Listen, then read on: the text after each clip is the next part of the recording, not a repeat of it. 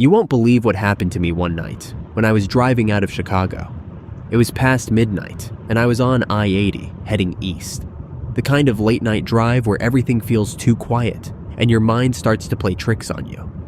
I was coming up on the Lincoln Prairie rest stop, about halfway between Chicago and Joliet, and my eyes were getting heavy. I knew I needed a break, so I decided to pull over. Now, this rest stop is usually pretty busy with truckers passing through, but tonight, it was almost completely deserted. I pulled into a spot near the far end of the parking lot. The lights above the vending machines flickered in the distance, and the few trucks parked along the edge were still, like no one had been around for hours. I got out of my car to stretch and maybe grab a snack, but as soon as my feet hit the pavement, I felt it, like a weird sense of unease. It was like I wasn't alone, even though I couldn't see anyone. The air was still, and the hum of the lights above was the only sound. That's when I noticed a figure standing near the entrance of the rest stop building, almost blending in with the shadows. He was tall, wearing a dark hoodie, and he was just standing there, staring at me. I didn't think much of it at first. People stop at rest stops all the time, right? But the longer I stood there, the more I started to feel like something wasn't right. The guy didn't move at all, not even to adjust his stance, just stood there, watching. I quickly grabbed a drink from the vending machine and turned back to my car, hoping to shake off the bad vibe. But as I was walking back, I heard footsteps behind me. Slow, heavy footsteps. I turned around, and the guy was closer now, way closer than before, standing right at the edge of the light, his face hidden in the shadows. I don't know why I didn't run right then, but I didn't. I just kept walking, trying to stay calm.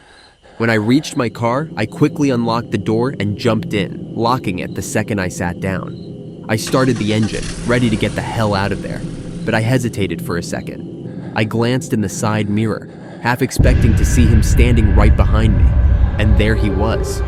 But now there were more of them, 3 figures standing together, watching me from the far side of the lot, right next to a row of trees. I could barely make them out in the shadows, but I could feel their eyes on me. The worst part?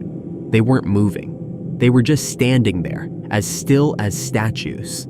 I had to get out of there. My hands were shaking as I slammed the car into gear and sped out of the rest stop. As I left, I glanced at the rearview mirror again. The figures were still standing there, perfectly still, as if they hadn't moved an inch. But I couldn't see them anymore. Just the empty lot stretching behind me. I thought I was clear of it all, until my phone buzzed. It was a message from an unknown number. It simply said, "You should have stayed longer." My heart sank. I didn't even want to look at the phone again, but I couldn't help it. I saw another message come in. "We know where you are." I didn't stop until I reached the next town over, parked in a well-lit gas station, and just sat there for a good hour, staring at the road. My phone was off, and I didn't even want to think about it. But I couldn't shake that feeling that they were still out there, waiting. And the worst part, when I checked my phone the next morning, the messages were gone, vanished, like they were never there at all. I don't know who those people were or what they wanted, but I haven't stopped at a rest stop like that in the middle of nowhere since, especially not the Lincoln Prairie rest stop.